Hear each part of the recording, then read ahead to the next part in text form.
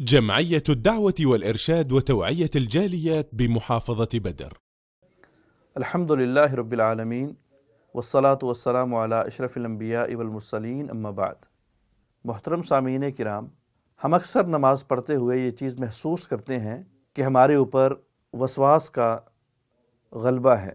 ہم اپنی نمازوں کے اندر بہت ساری چیزیں سوچتے ہیں، مختلف قسم کے خیالات آتے ہیں، جن میں شیطانی خیالات بھی ہوتے ہیں اور جن میں ایک عام خیالات بھی ہوتے ہیں۔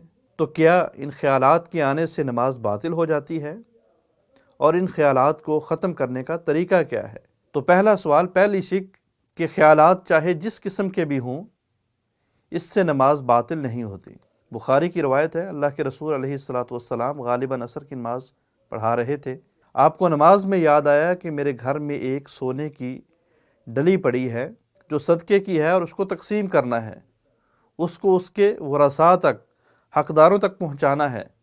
آقا علیہ الصلاۃ والسلام نے نماز سے فراغت کے بعد حکم دیا کہ فوراً اس ڈلی کو لے کے آؤ۔ اس کو لایا گیا اور آپ نے اس کو وہ لوگوں میں تقسیم کر دیا۔ تو پتہ چلا کہ یہ وسوسہ، یہ خیال، یہ سوچ نماز میں آئی تھی، اور نبی علیہ الصلاۃ والسلام نے نماز پڑھ لینے کے بعد، نماز ختم کر لینے کے بعد نماز کو نہیں دہرایا، بلکہ یہ بتلایا کہ اس چیز کا یاد مجھے نماز میں آیا، یہ چیز مجھے نماز میں یاد آئی۔ اور ان وسواس کو ختم کیسے کرنا ہے؟ یہ یاد رہے، ذہن میں رہے کہ یہ شیطانی چالیں ہوتی ہیں۔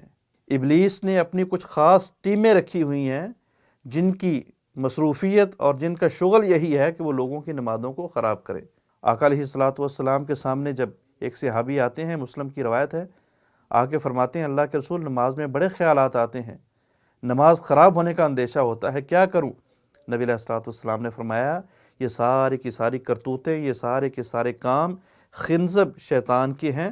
جب بھی نماز میں اس طرح کے وسوسے آئیں، فوراً اللہ کی پناہ مانگ لیا کرو، فوراً اعوذ باللہ من الشیطان الرجیم پڑھ کے اپنی بائیں طرف 3 دفعہ تھوکنے کی کیفیت پیدا کر لیا کرو۔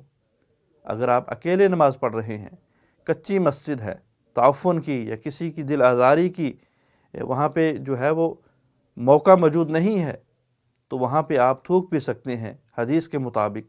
لیکن اگر بڑی مسجدیں ہیں، خوبصورت مسجدیں ہیں، صفائی ستھرائی والی مسجدیں ہیں، تو وہاں پہ اعوذ باللہ من الشیطان الرجیم پڑھ کے اپنے بائیں کندھے کی طرف 3 دفعہ تھوکنے کی کیفیت پیدا کر لینی چاہیے۔ انشاءاللہ یہ سارے کے سارے وسواس ختم ہو جائیں گے۔ اللہ عمل کی توفیق عطا فرمائے۔